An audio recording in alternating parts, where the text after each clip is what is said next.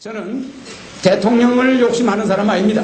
대통령 이름도 없애려고 하는 사람이고, 조선 왕조를 부활해서, 여기 우리의 조선 왕조의 고종 황제의 친손자입니다. 우리 이석저하님이 고종 황제님의 친손자가 지금 여기 와 계십니다. 여러분도 잘 알지만 비둘기 집을 부르고 우리나라에 유명했던 텔레비에 많이 나오셨던 이석저하님입니다. 옛날 같으면 왕이 되셔야 될 분들이죠. 여기 와 계십니다만, 조선 왕조를 부활해서 일본 애들이 저 삼각산 꼭대기에다가 말뚝을 내려가지 않습니까? 왕조를 끊으려고 그런 거지, 대한민국 잡아먹으려고 그런 거 아니에요. 대한민국 잡아먹는 건 간단해. 군사로 가지고 밀어버리면 잡아먹는 거야. 그런데 왜 남산 꼭대기 저런데 가서 말뚝을 박아, 새 말뚝을. 왕조가 다시 부활 못되게 하려고 그랬어요. 이 조선 왕조가 5,000년 전부터 내려온 왕조인데, 어떻게 됐든 왕조의 이름이 고조, 고려, 이렇게 오려 이렇게 바뀌어왔지만은 조선 왕조는 5,000년 동안 이어왔습니다. 세계에서 제일 오래된 왕조예요. 이 왕조에 사실은 여러분들은 고조선에서부터 고구려니 고려니 조선이 내려왔다 해서 그 왕조가 정통성이 있느냐고 그러면 정통성이 있습니다.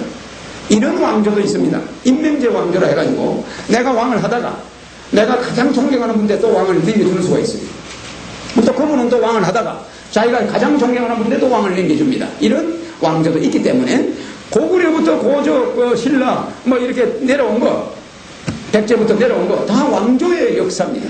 5,000년 됐습니다. 거기에 몇 번 맥이 바뀌었대서 왕조가 아닌 게 아니에요. 이거를 일본이 끊으면, 대한민국은 왕조만 끊어버리면 대한민국은 맥을 못 쓴다. 왜? 서로 잘난 사람들이니까. 하다못해 저 빌딩에 수의하시는 분, 여기 앞에 가서 무슨 장사하시는 분, 여기 동사무소 동장님도 대통령 시키면 다 합니다. 얼마든지 청렴하고 우리보다 더 깨끗하게 할 수 있어요. 그렇기 때문에 대한민국 사람은 너무나 머리가 좋고 다 대통령도 아니기 때문에 사고이 많으면 배가 하늘로 올라간다고 대한민국 잡으려고 왕조부터 끊어야 돼. 이게 일본의 방침이었어요. 그러니까 조선 왕조를 딱 끊어버리니까 김구다, 이승만이다, 모두가 다 내가 대통령이다 하고 나서다가 결국 나라가 이 모양이 된 겁니다.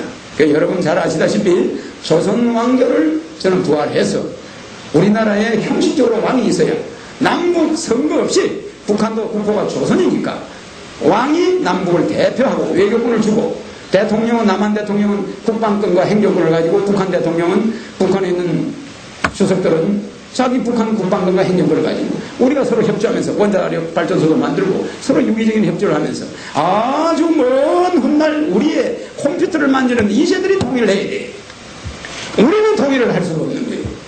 우리는 전쟁이라는 감정도 있거니와 6.25 사변이라는 앙금도 있고, 우리는 여러 가지 문제가 있어요. 왜 우리가 통일되면 안 되냐? 우리가 있을 때 하면 안 돼.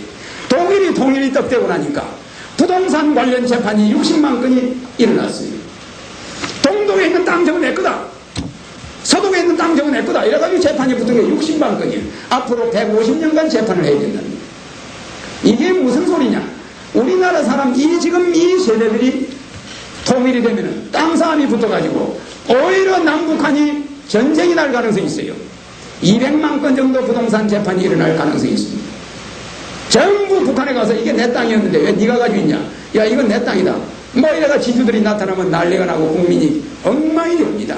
그래서 이 기성세대들, 땅 좋아하는 사람, 이 우리 대한민국 사람들, 늙은 사람들 다 죽고 나면 통일이 돼. 서둘 거 없어요. 그래서 나는 통일 문제에 관한 서둘지 않습니다. 남북한이 단계적으로 조선 왕조를 부활해서 민족의 구심점을 만들고, 그 영국과 일본도 왕이 딱 있으니까 메카드가 우리나라에 와가지고 제일 먼저 일본의 천황폐하는, 그 사람들이 말하는 천황폐하는 못 죽이고 일본의 전복을 다 총살시켰어요. 총살시켰는데 천황한테 가서는 메카드가 90도로 절을 한다. 천황한테 가서 왜? 자기 그 수상을 싸죽인 놈이 천황한테 가서 90도 절을 해요. 그게 일본이 천황을 모시고 있는 중요한 이유입니다. 왜 그러냐? 천황을 놔둬야 천황을 앞으로 이용해가지고 일본을 통솔이 가능하잖아.